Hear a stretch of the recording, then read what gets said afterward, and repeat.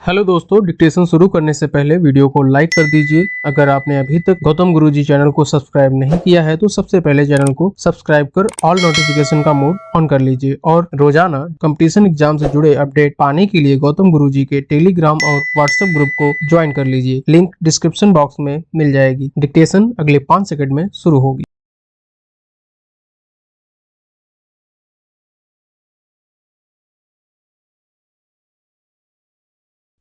अध्यक्ष जी, किसी भी देश की विदेश नीति अपने में कोई स्वतंत्र नीति नहीं होती है, वरन वह किसी देश की आंतरिक नीति को स्पष्ट करती है।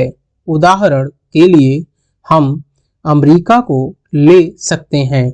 उसने अपने यहाँ अधिक अन्न पैदा किया और जब उसके पास अनाज फालतू बच गया तब वह अपने बकाया अनाज की बिक्री के लिए ऐसे देशों की तलाश करने लगा जो उधार पर माल ले सकते हों।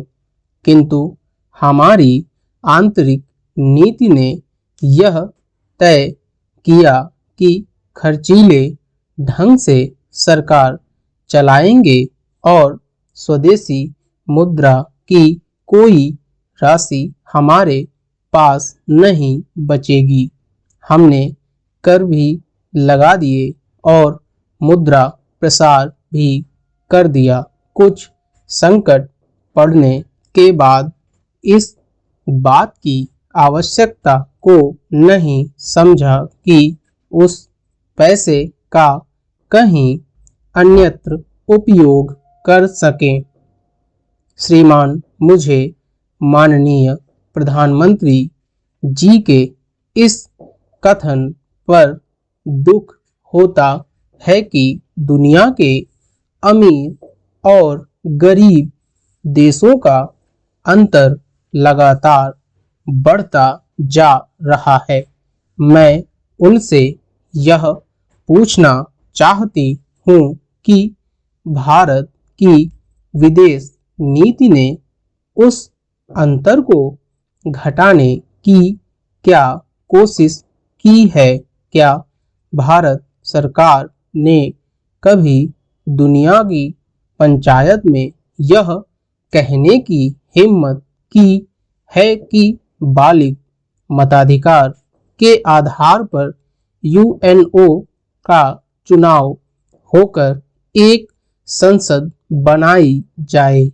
और क्या आप में यह देखने की हिम्मत है कि फौज के हिसाब से कर लगाकर एक विकास का खाता खोल दिया जाए?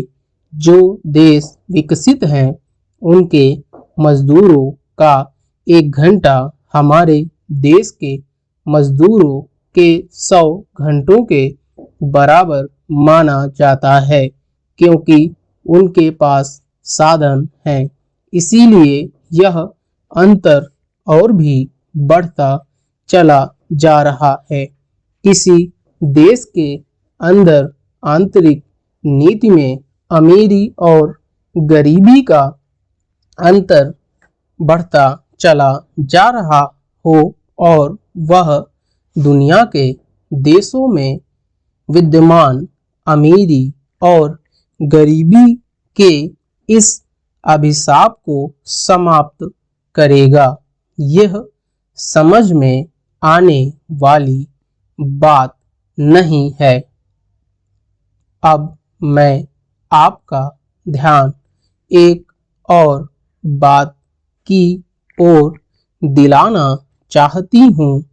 पूर्वी जर्मनी को मान्यता देते हमें परेशानी होती है, इसलिए कि शायद पश्चिमी जर्मनी को बुरा लगे, लेकिन पश्चिमी जर्मनी ने तो अपनी रक्षा का भार दूसरों पर छोड़ दिया है।